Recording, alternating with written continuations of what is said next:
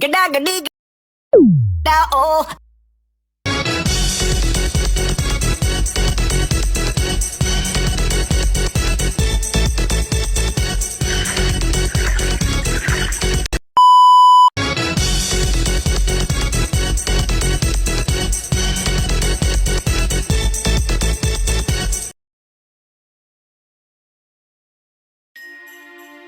Halo, Assalamualaikum warahmatullahi wabarakatuh. Perkenalkan, nama saya Rizka Sayaran dan rekan saya Putra Arianto.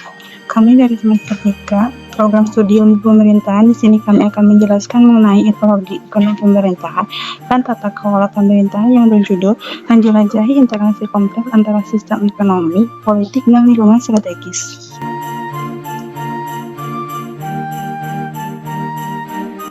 Teori ekologi pemerintahan menurut Sandu Wasistiono.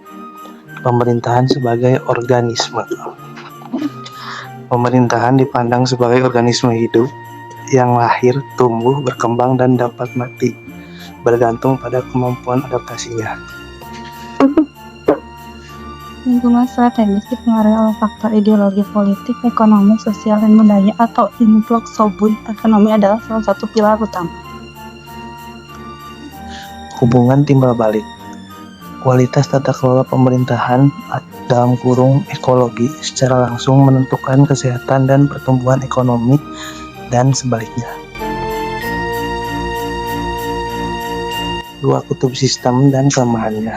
Yang pertama, sosialisme ditandai oleh kendali pemerintah yang dominan atas sumber daya.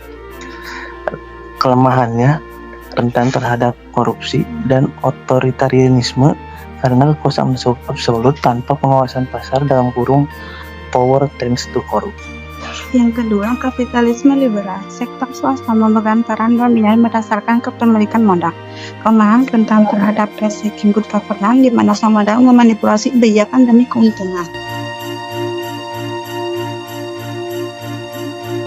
Ancaman, ransaking dan kooptasi. Ransaking, praktik mencari keuntungan dengan memanipulasi kebijakan publik dalam kurung subsidi, regulasi untuk menghambat kompetitor bukan melalui inovasi. Kooptasi atau Philip Selkin, strategi menyerap elemen eksternal atau pemodal ke dalam struktur kebijakan untuk merendam ancaman. Dampak, pejabat publik berpotensi menjadi boneka kepentingan swasta, mengaburkan pelayanan publik.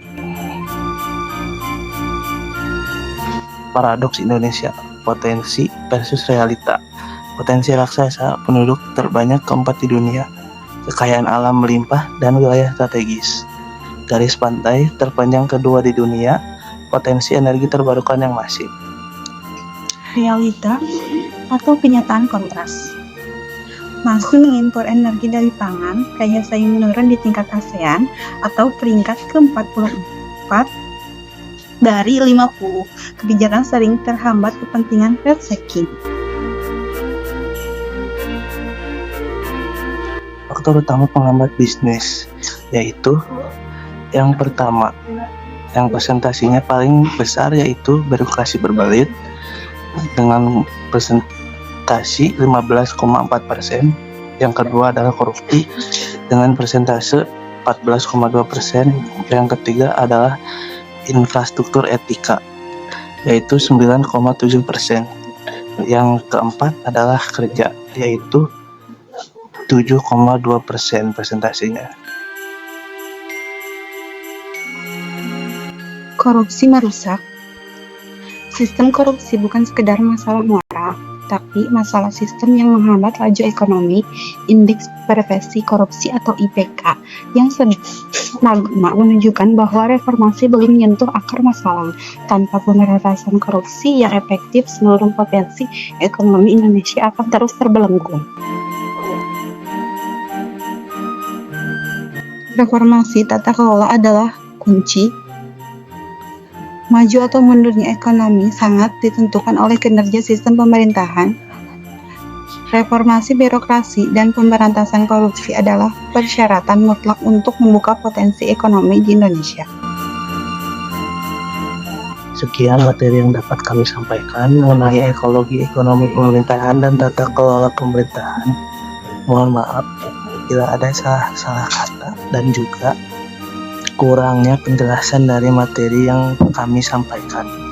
Saya Putra Arianto dari kelompok 6 dan rekan saya Rizka Syahira. mengucapkan terima kasih sudah menyimak. Wabillahi taufiq wal hidayah. Wassalamualaikum warahmatullahi wabarakatuh.